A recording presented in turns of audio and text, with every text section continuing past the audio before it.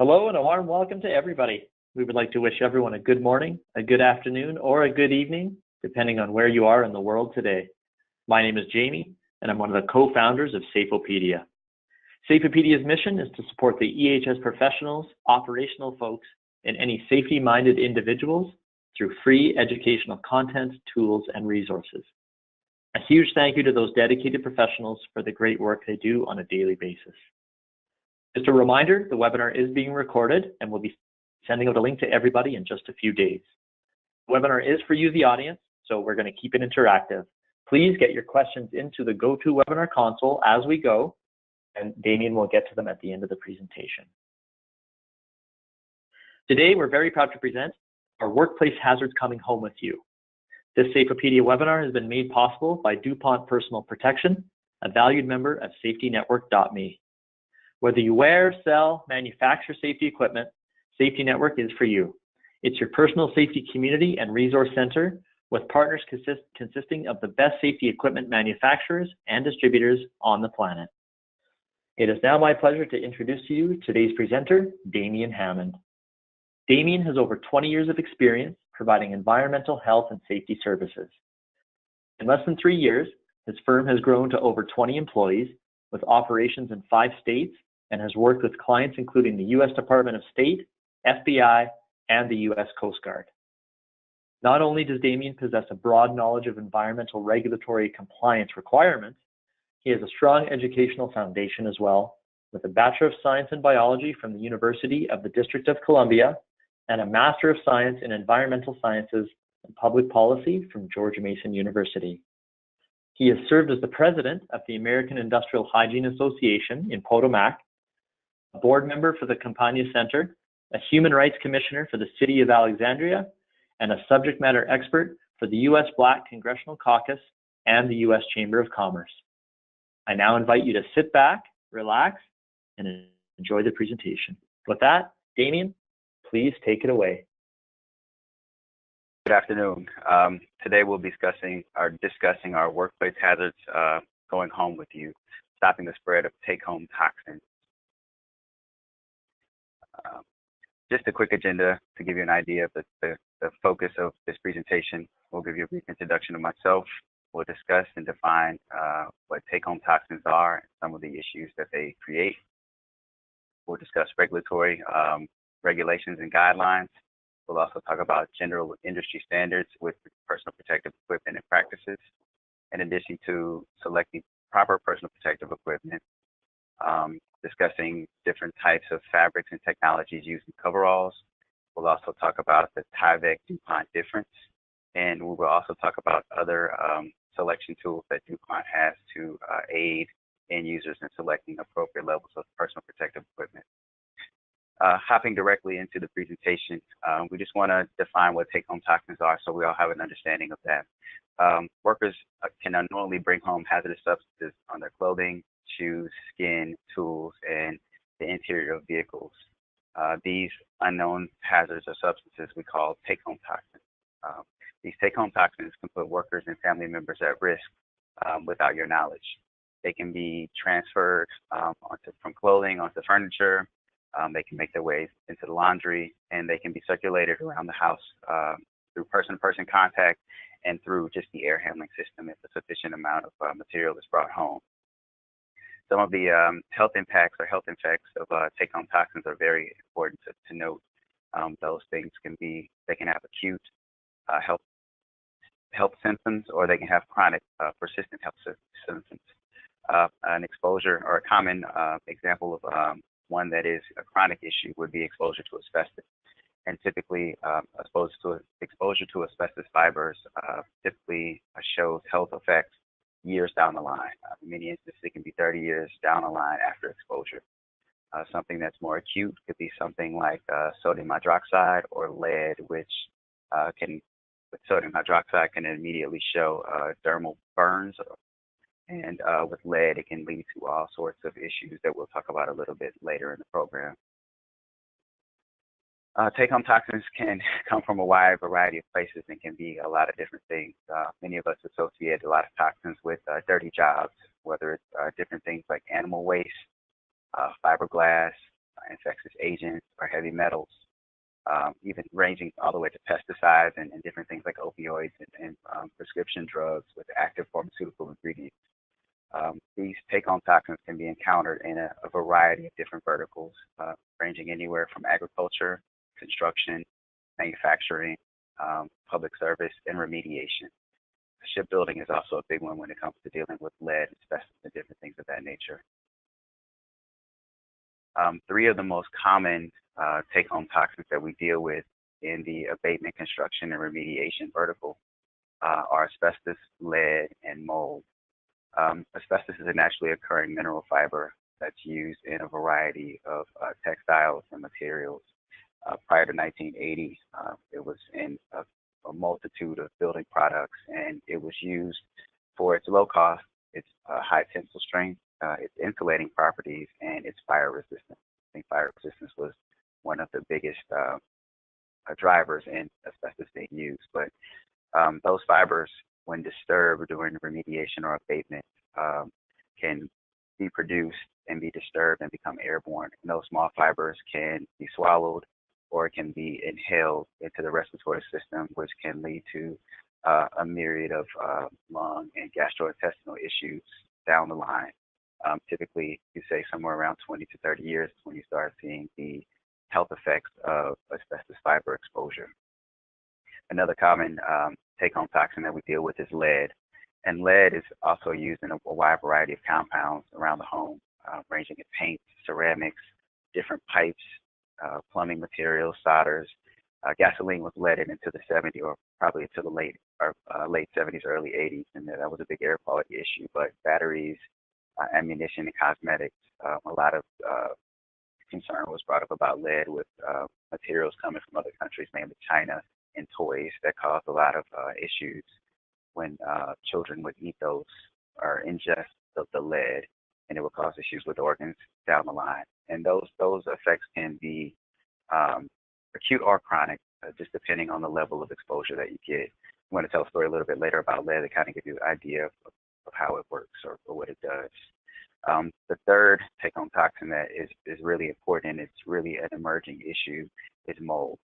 Mold is a type of fungi that is ubiquitous. It's indoors, it's outdoors, and it's a very important part of life because it helps break down organic matter. These mold spores or mold fragments can be ingested, and they can also be breathed in and cause a lot of problems, just depending on what personal susceptibility a person may have to being exposed to that particular mold, or just the concentration of mold that they're exposed to. And there are a lot of different types of molds, but the common indoor molds are penicillium, phytosporium, alternaria, and aspergillus. Why do we need PPE? I think that's the biggest part of why we're sitting here having this conversation. Well, those hazardous particulates that become disturbed during remediation and abatement are very important because they settle on clothing and you're also being exposed to them. We talked about asbestos, it can take 30 to 40 years, sometimes 20, just depending on the level of exposure and your personal susceptibility before those symptoms start to show up, whether it's lung cancer, mesothelioma, or other forms of cancer. Lead is the same way. It causes a lot of neurological and gastrointestinal issues. It also has effects on the reproductive system and also the renal system. When talking about lead, it's important to note that it's very heavy, and it's not like asbestos fibers. It is commonly taken out of the working area because some of the engineering controls might not be as robust as they are with asbestos.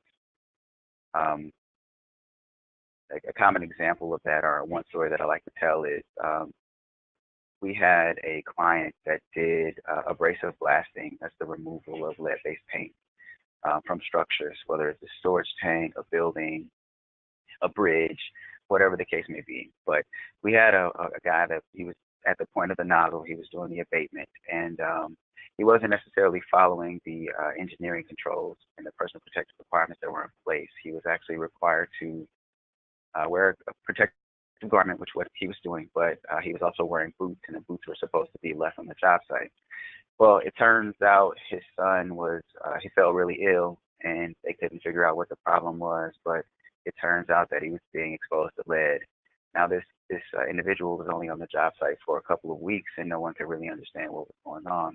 Well, it turns out that his lead levels were beyond the point of medical accumulation, and his father was actually taking the lead home from the job site on his boots. We subsequently did a study. We swabbed his car, his home, the inside of his washing machine, and they were all positive for significant concentrations of lead. We even found significant concentrations of lead on the baby's car seat. So just having a basic understanding of the importance of selecting PPE can have very large impacts when it comes to protecting your family and not necessarily taking these take-home toxins home with you. It's also important to keep in mind that the greatest risk of health effects are individuals with weakened immune systems, allergies, asthma, and other respiratory conditions, including respiratory conditions, as well as infants, elderly women, or elderly people and pregnant women. So please be aware of the toxins that you're dealing with and the PPE and engineering controls designed to keep those toxins inside of the work area and not to go home with you. Routes of entry are important when it comes to take-home toxins. There are mainly two in regards to take-home toxins. There's also a third, which is an injection, which typically doesn't happen unless you're having some sort of sharp puncture of person, but that's usually exposure for the person who's there, not necessarily a toxin that's going home.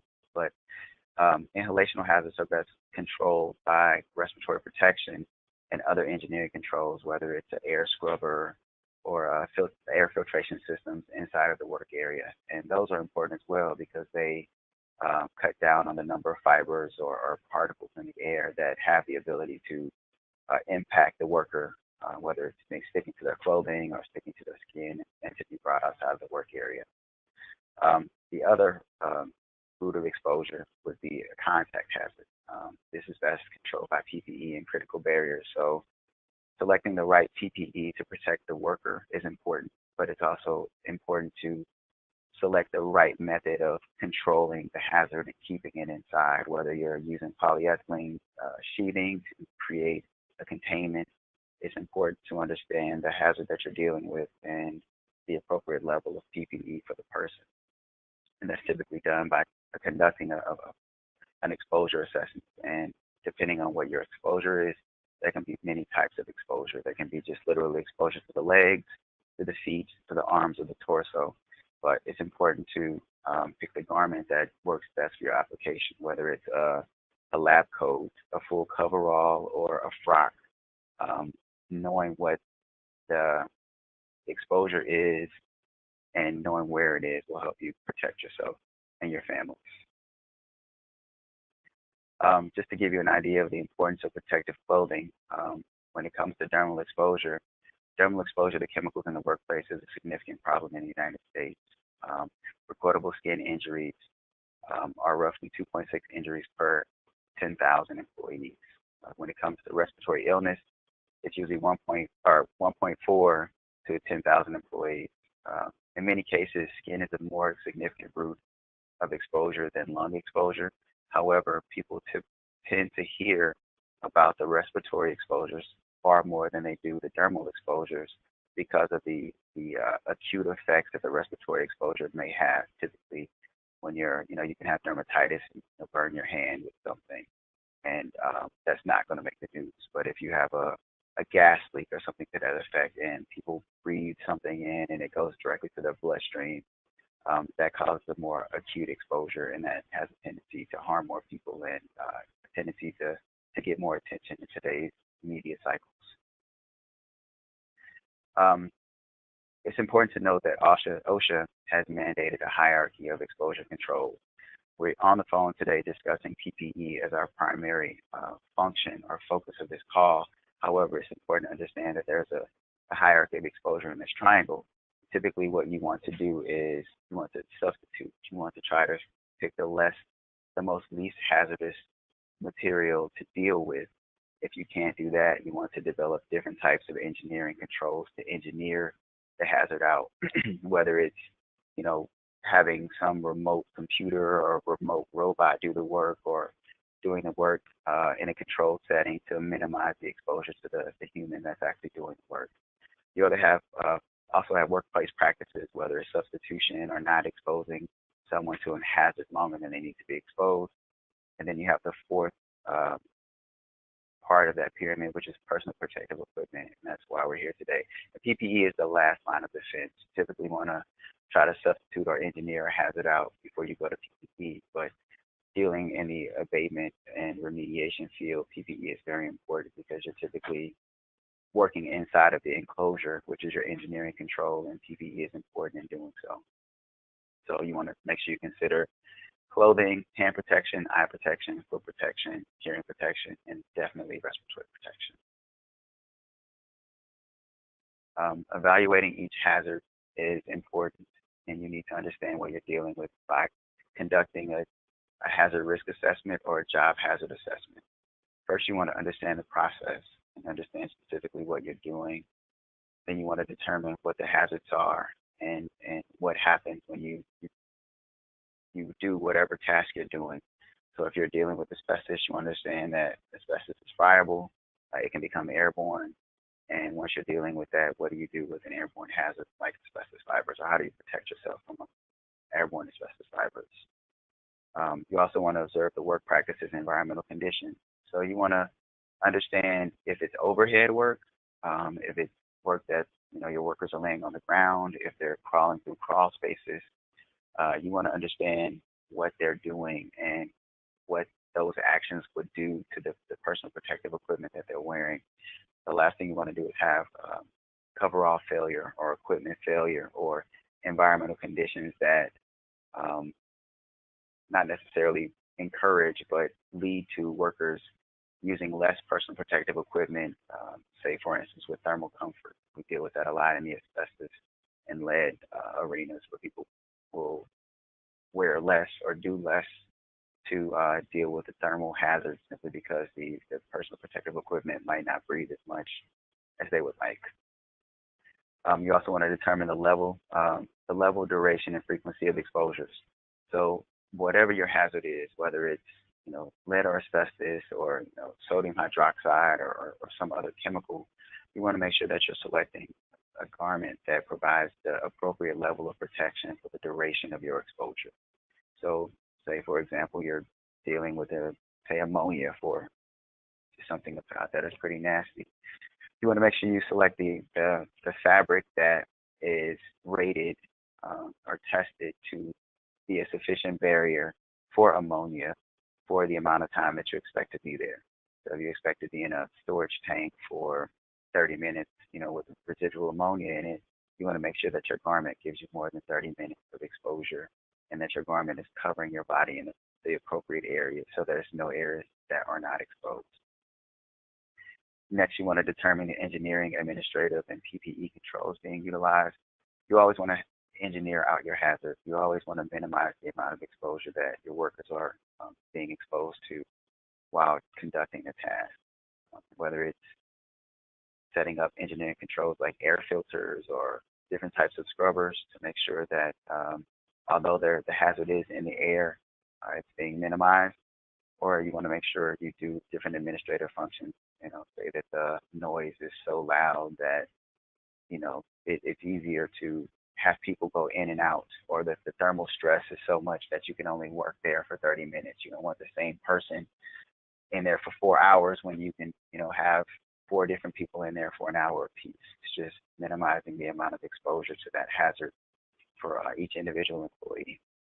You also want to evaluate the frequency of the adequacy and effectiveness of the engineering controls being used, whether it's using a magnehelix or smoke tubes or something like that to check pressure or airflow. You want to make sure that it's sufficient when trying to pull those hazards away from the worker.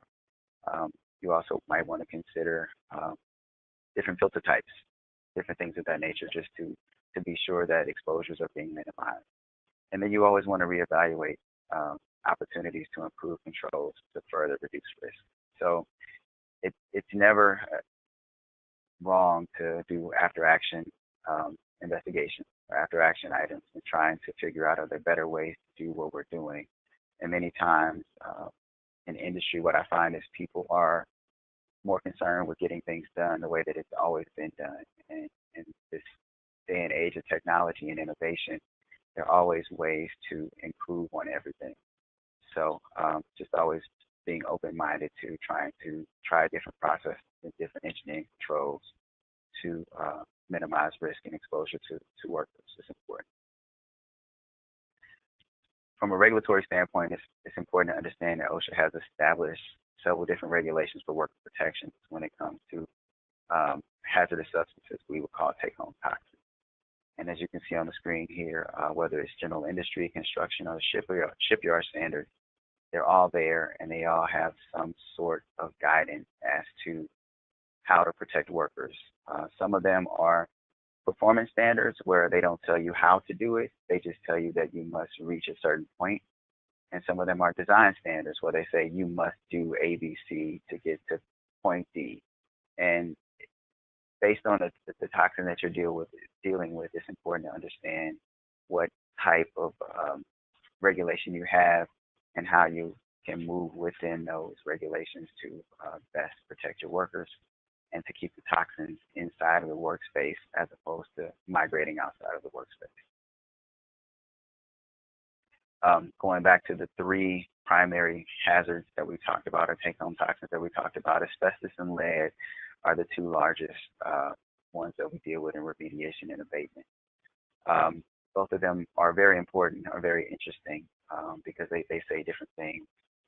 And the asbestos standard, it is packed with different engineering controls and design standards to make sure that the asbestos fibers stay in the work area. Asbestos is generally, and its biggest hazard to humans would be the inhalation side of it. There's definitely some ingestion that occurs, and that definitely causes problems, but the primary focus would be inhalation. And as you'll see in the asbestos standard, whichever one you're reading, whether it's general industry, shipyards, or construction, respiratory protection is important. PPE or coveralls are not necessarily focused on like they should be. It's kind of one of my pet peeves. In fact, with the asbestos standard and the lead standard, it doesn't specify the level of protection that a garment should provide. It just simply says a coverall. And that's important because when it comes to interpretation and conducting your hazard assessment, you need to understand that not all coveralls are going to provide the same level of protection. And as we go a little bit further in this presentation, I'm going to show that it's very easy to comply with the regulatory standards, however, not provide an adequate level of protection and still leave the door open to take toxins home where they can be, they can have negative health effects on family members. Mold is really different. It's one of those emerging hazards that is not necessarily catching people off guard, but is actually kind of the wild, wild west at this point. Right now, there are no federal laws that set permissible exposure limits or building tolerance standards for mold. However, regulatory organizations such as OSHA, EPA, CDC, and many states have come up with guidance as to how to deal with these when you're doing abatement and different things of that nature. The difference between asbestos and lead in one category versus mold is that mold is mainly based on personal susceptibility. It's almost like the amount of medicine you take. Some people can take a medicine and not feel it. Other people can take that same dosage and feel, a lot of effects from it. And it all is just based on personal susceptibility. So from my experience, it's been hard for regulators to come up with federal regulations or coherent standards because of the personal susceptibility associated with it. However, that being said, it's very important to understand that mold has the potential to be just as dangerous as lead and asbestos to people who are personally susceptible to it, whether it's someone with a compromised immune system, someone who's pregnant, or just someone who is susceptible to it, that it needs to be taken seriously, and protections need to be put in place to keep it where it is and to not have it spread out into the environment. Although there are no federal regulations on this, OSHA has cited employers under the General Duty Clause of the 1970 OSHA Act. And basically what it says is employers must protect employees from things that they understand could have reasonable harm. So it's open for interpretation. Section 5A is a catch-all for a lot of different things they don't have regulations for, but dealing with mold, it's very important that it be taken seriously and not necessarily be taken lightly because it's mold and it's not regulated. When you're selecting PPE, you want to have a couple of considerations in play. It's important to consider primarily, or I think first, worker protection.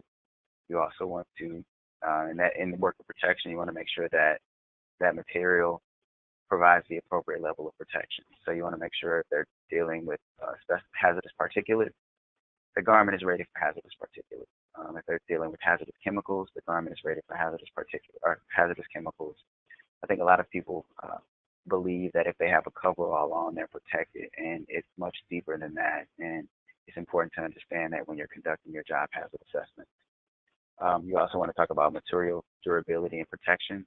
If you're crawling around on the floor, if you're moving through crawl spaces, if you're climbing ladders, you want to make sure that you're selecting the appropriate garment to make sure that the material is durable enough to deal with what you're dealing with, and there won't be a garment failure during the operation with full exposure worker. You also want to consider worker comfort. That's probably one of the least things you consider, unfortunately, given some of the exposures and some of the chemicals that we're dealing with, and then cost. And unfortunately, cost should be taken lastly or considered lastly, but in the abatement and remediation space, it's typically one of the first things that people pay attention to. And it's common to select the inappropriate level of protection for the hazard in place simply for cost, and then worker comfort also comes into play. Inadequate selected PPE could lead to a lot of contamination, and it's important to know that prior to starting the job.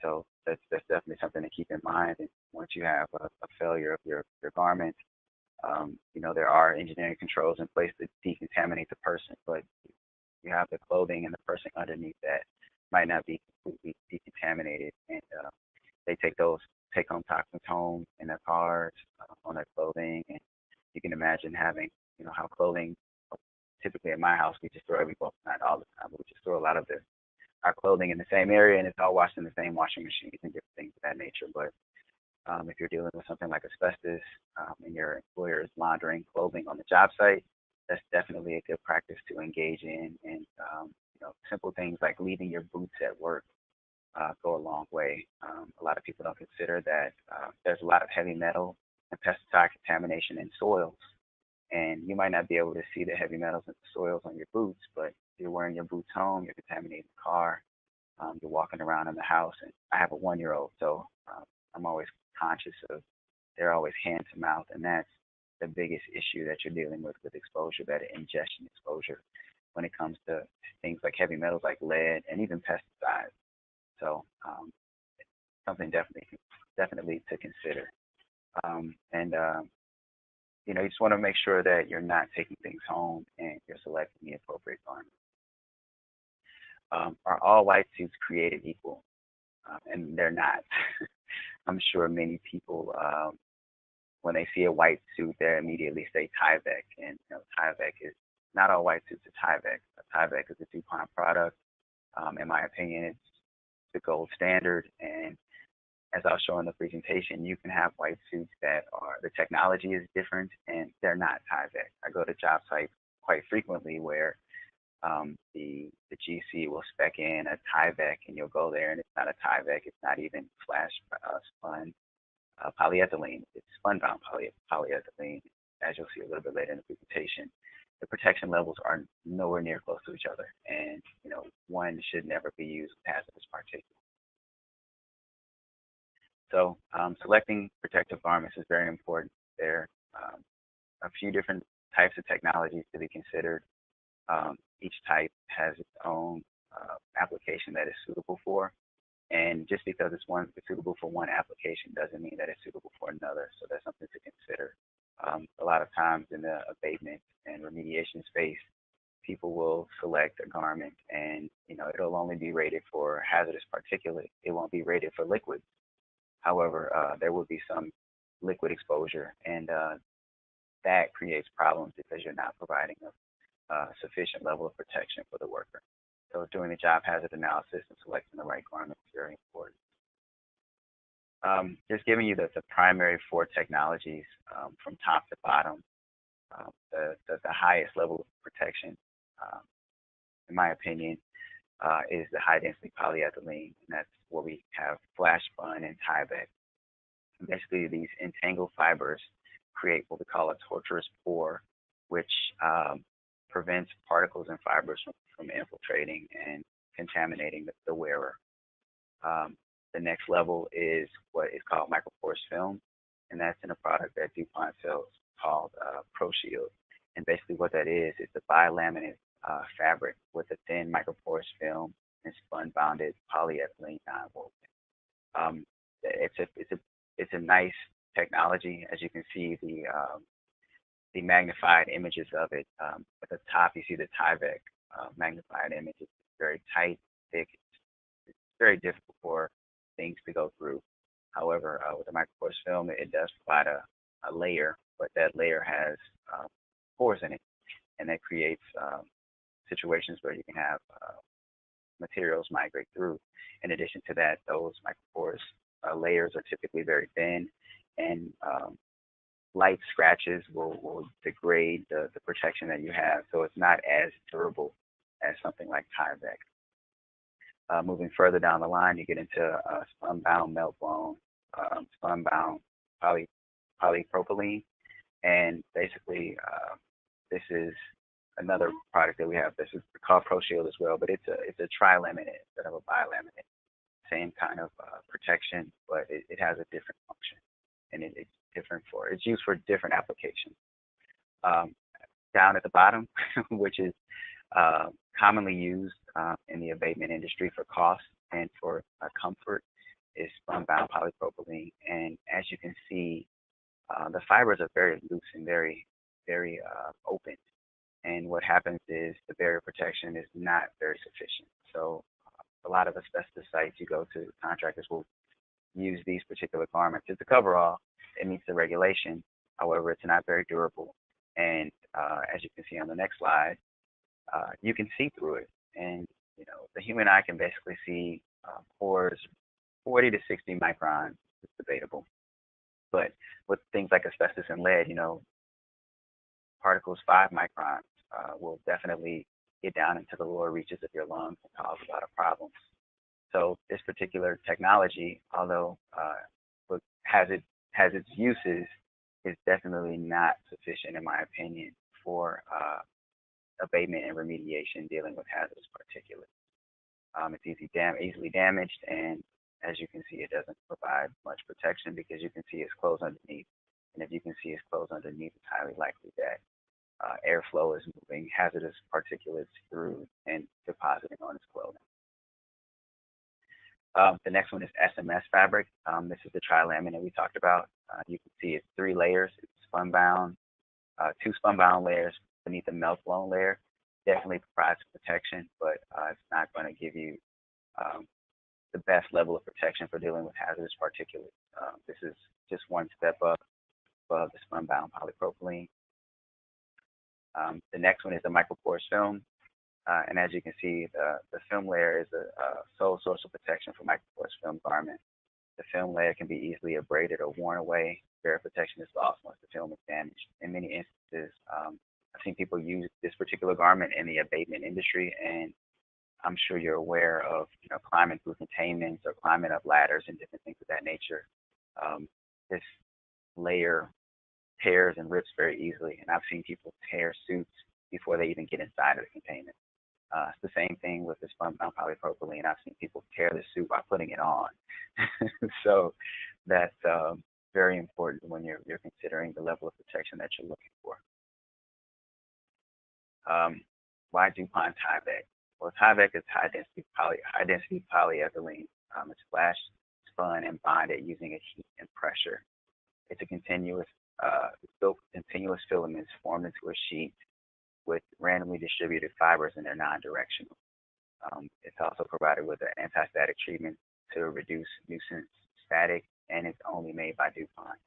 If you look down at the microscope shot, you can see how durable or how thick the material is in regards to comparing it to the other materials. And it has some pores, and it is breathable, but it's what we call a tortuous pore. So if a hazardous particulate was trying to make its way through the garment, it likely wouldn't be able to do it simply because it's not going to turn direction and move in that manner. In addition to that, it's highly durable. I've cleaned out nuclear power plants, I've cleaned incinerators, I've dealt with bioweapons, I've dealt with a lot of different things that the Tyvek and the DuPont line of personal protective products provided the most appropriate level of protection. And I can definitely say I don't use anything else besides DuPont products. And that's not just because I've worked with DuPont, it's because I've been in this field for a very long time, and I've had enough time to deal with other products, and hands down, this is what I personally prefer. Just giving you an idea of the attributes and the comparison of these four technologies that we talked about. If you look at the top, Tyvek, it has some high ratings, mostly excellent and fair for a lot of different things. It beats all of the other technologies quite considerably when it comes to dealing with different types of hazards, whether it's particulates and some liquid exposure. It just all depends on what type of garment you're dealing with. But durability, comfort, it definitely is a superior product in my opinion. Just getting a little bit further into it and talking about it a little bit more. I know in the abatement and remediation space, we don't necessarily use take-home products, but when you're dealing with more liquid chemicals and you need more protection, it's just what a barrier to hazardous particulate would be that the Tyvek would give you. We move into the Tyvek line or take-home line, and the take-home 2000, which is the yellow suit, which is people we used to call QC. It provides another step up against chemicals, and as you move higher with the barriers, whether it's take-home 4000 or take-home 10,000, those garments become more durable and become more resistant to a larger number of challenged particulates. So just something to consider if you're dealing with chemicals. Like I know in the asbestos abatement arena, there's a lot of sprays and liquids that are used to clean up mastics and different things of that nature. Well, some of them have organics in them, and the white suit or the garment that you're using doesn't necessarily provide that chemical protection.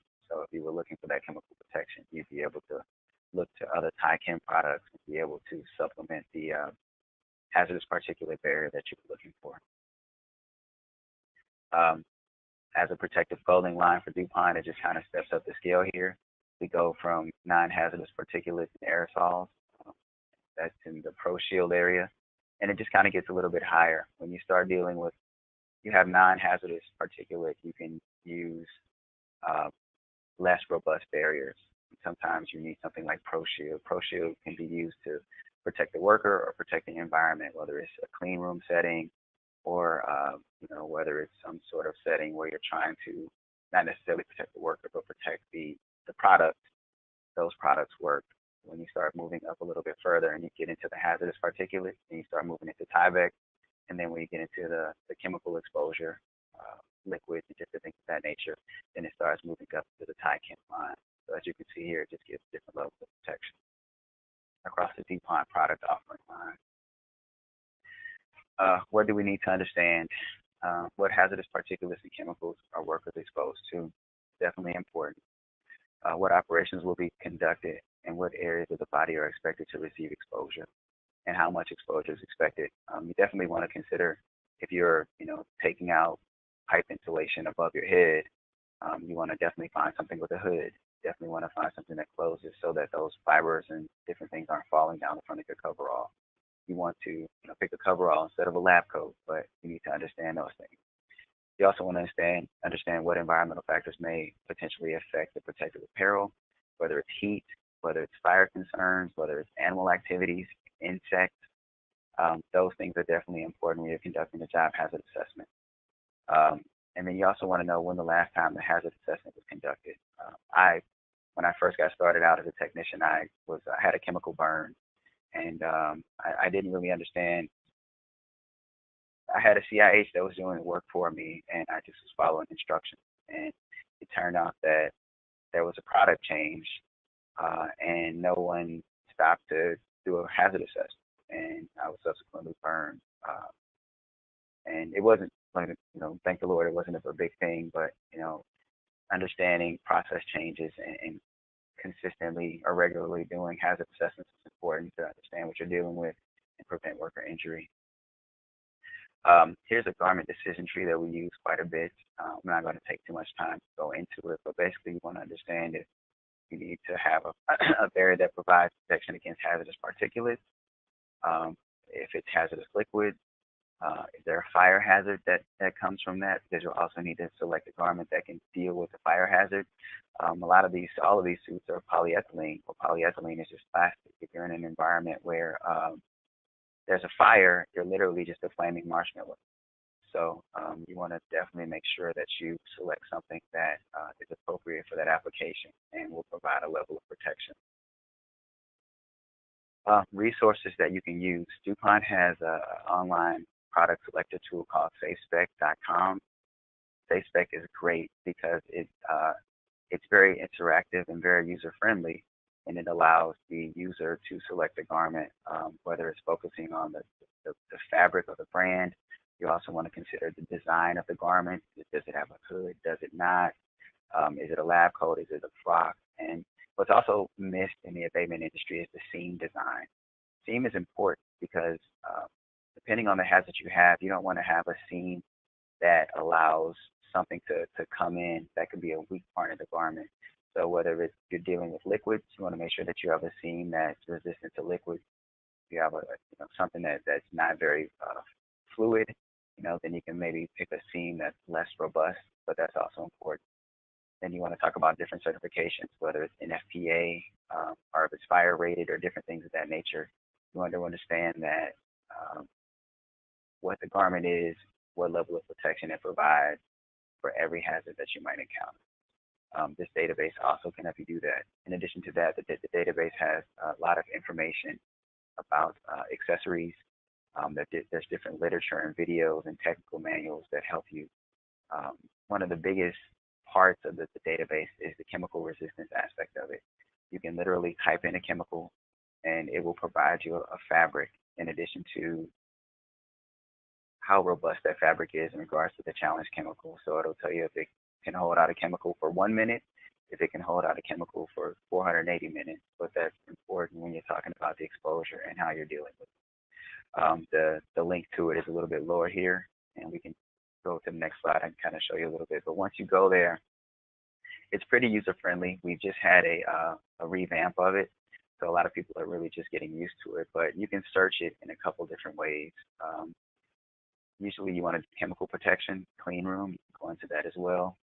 There's also a section for fire hazards, whether it's arc flash or different fire issues you might run into. And then there's also a cut protection aspect that'll give you information about gloves, different things like that are products that DuPont offers.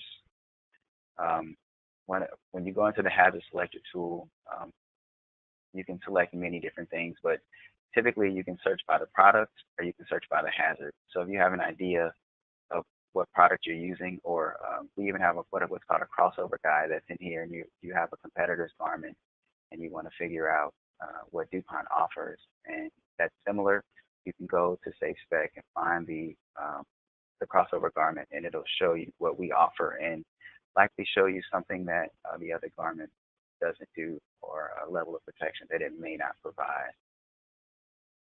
You can also search by hazard. If you click by hazard, it'll take you to a screen where it'll ask you, do you want to just enter the regular chemical name? Do you want to just do an industry-wide? Say that you want to go into the oil and gas industry or the agricultural or pharmaceutical industries.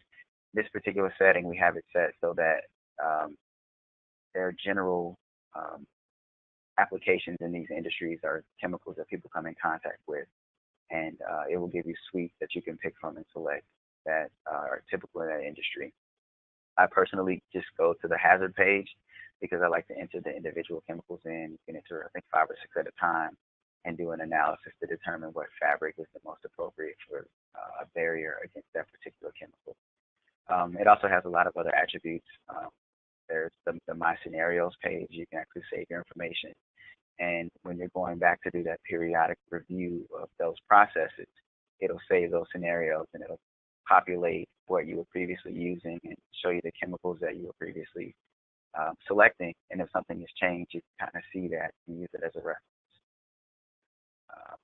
Hazard, yes. So coming in here, once you log in, it'll give you a lot of different disclaimers, making sure you understand important things like the states of chemicals, whether it's a liquid, whether it's a solid, whether it's a gas.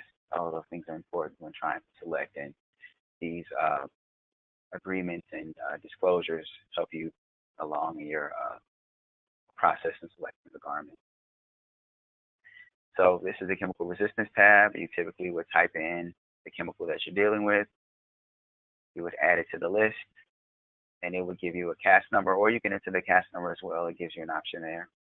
And then you hit next, and it would pop up, and it would say no permeation data available for this chemical because asbestos is a hazardous particulate, so it's not going to permeate like a liquid or a gas would.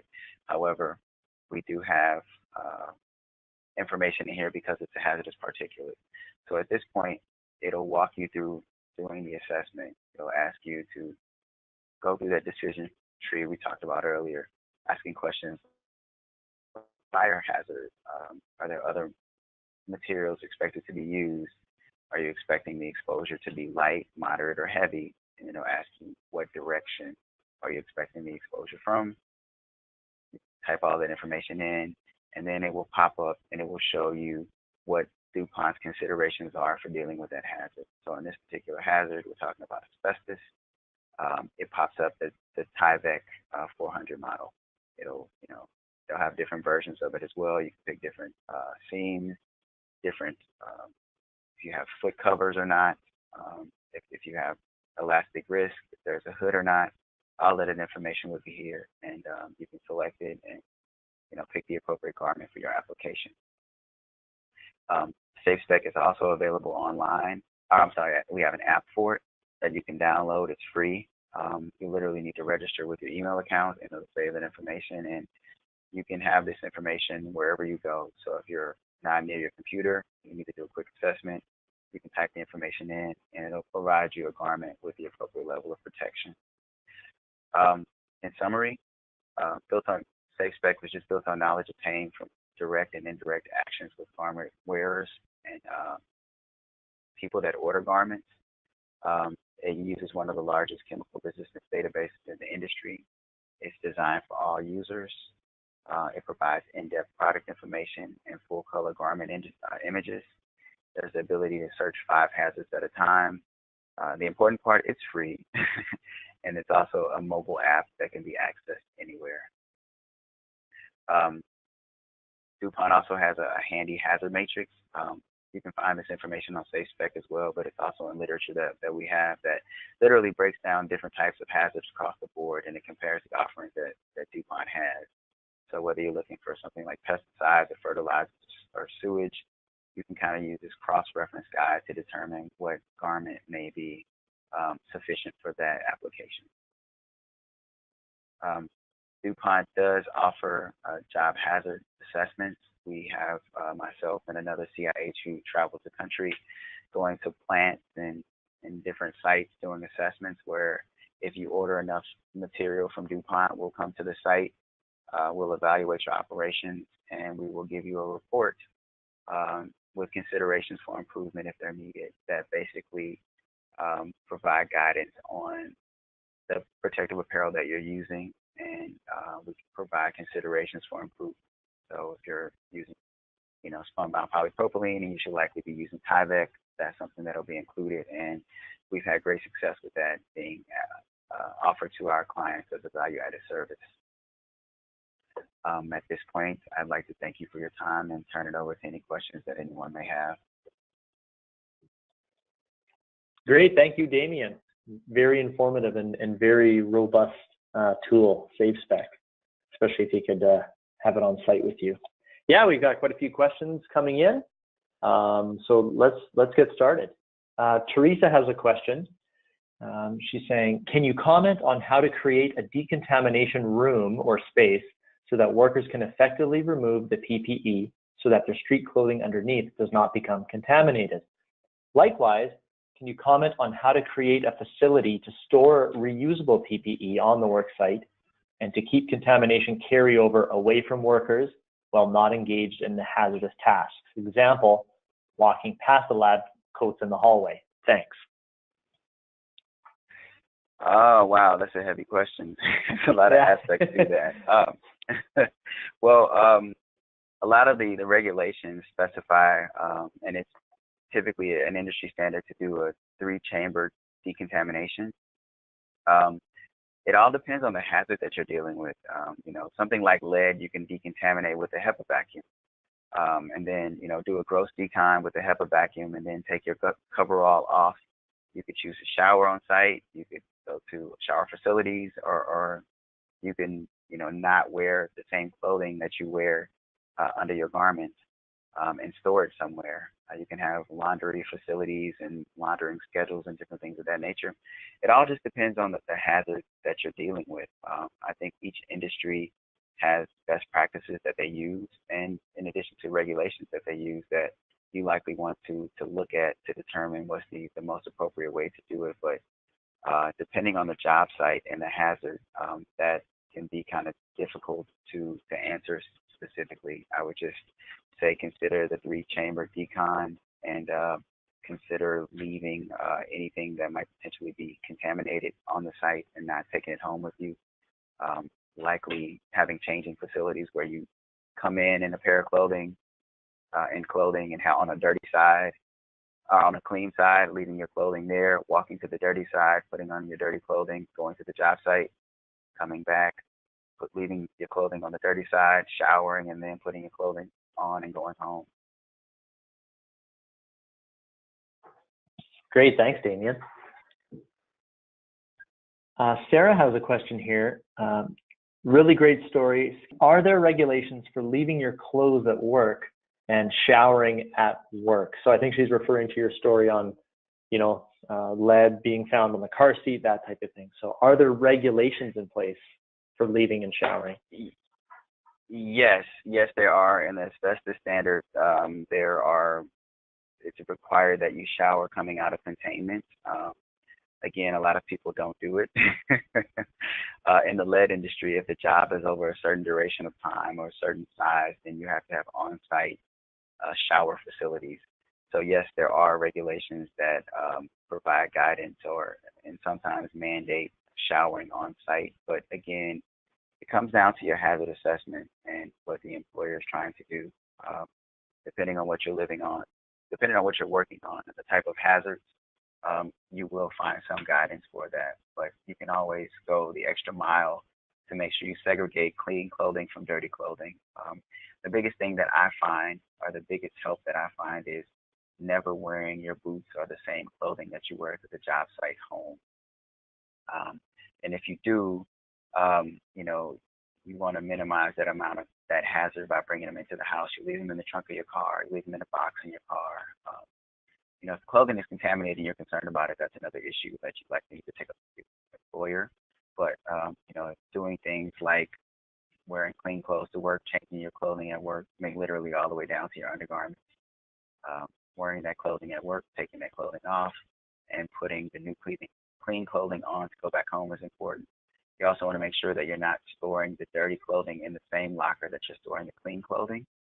That's also important. So little things like that to personally protect yourself are important, and those are things that individuals can do to not take toxins home. No, great advice. Actually, that dovetails into Karen's question. What are the best ways to remediate when a hazardous substance does end up at home? It would depend on that substance. You would definitely deal with, say, asbestos and lead differently. First off, if it ended up at home, then you have a problem, and you have a bigger problem because you have it leaving the site. And if it's at home, it's in your car, and it's likely going other places. So that's something that needs to be considered. But again, I would check the regulations. I would speak to a certified industrial hygienist or someone who's a subject matter expert in the area to try to figure out what is the best way to abate whatever hazard has gotten to your home. But first, you'd likely need to deal with the source of the hazard and mitigate that. Thanks, Damien. All right, Jason has a question. Is there a document to show the proper donning and doffing of take-home suits? Yes, there's actually a video. If you go to SafeSpec online, there's a library, and in that library there are user guides and manuals and a few different videos on how to don and doff take-home suits. What can go home with people that work in an office environment? Mold, different allergens in the air handling system. I mean, you have to consider, their construction sites. A lot of times what you find is people do all kinds of things at home and then come to work. I've heard stories of guys smelting lead to make fishing weights, and then coming to work and lead being on their clothing and falling on the floor and people taking it home on their shoes. Animal hair and allergens and different things of that nature can all happen inside of the office environment. Thanks, Damien. All right, Brian has a question. Do you have any efficacy data for step-off pads for removal of contaminants? I know I don't personally. I would reach out to those manufacturers to see if they have any studies or any documentation to shed light on that question. Thanks, Damien. All right, Ma Glenda has a question. This is interesting. Do you have any PPE that's applicable for physically disabled adults? And it gets specific to working in a university, but are there products out there that are designed for disabled individuals? I don't know if there's anything that's specifically made for disabled individuals. I guess the question would be, what would be the disability? And I would say that there are different garment styles. We do have lab coats that, you typically put on like coats. We also have frocks. You can insert them from the rear. We have pants. So there are many different offerings for different styles of exposures that people can look at and see if they can find an appropriate a garment for whatever their application is. Great advice. Thanks, Damien. Indrajit has a question. Are these take-home suits anti-static and can be used in Zone 1, handling flammable materials? Are these also protective while handling combustible dust? With anti-static questions, they're treated for nuisance static. There are a lot more things going on with that question, and that's like a loaded question. That's something that I would probably like to answer offline, because there are a lot of different variables that go into that, and that can get very tricky. So they're situation based. The anti-static treatment that's placed on them are for nuisance things and not necessarily meant to be an engineering control. So a question like that would have to be answered during the course of a risk assessment when all of the information is available. What is the view? So Marcus is asking, what is the view on working on sewage sites with various chemicals on site? Should we be having all of our work clothes washed separate from our personal clothes? I think it's just a good general practice to wash your work clothes separately from your everyday clothes, and that's just for general hygiene. I have a small child. I don't wash my clothing with her clothing, whether it's just my general everyday stuff or my work stuff. It's just some of those little bitty things you can do to prevent problems down the line. Yeah. All right. Well, it looks like we're over time, so really appreciate everybody hanging on the line. Damien, any parting words? No. I mean, if anyone has any questions, my email address is there, and I'm here to help.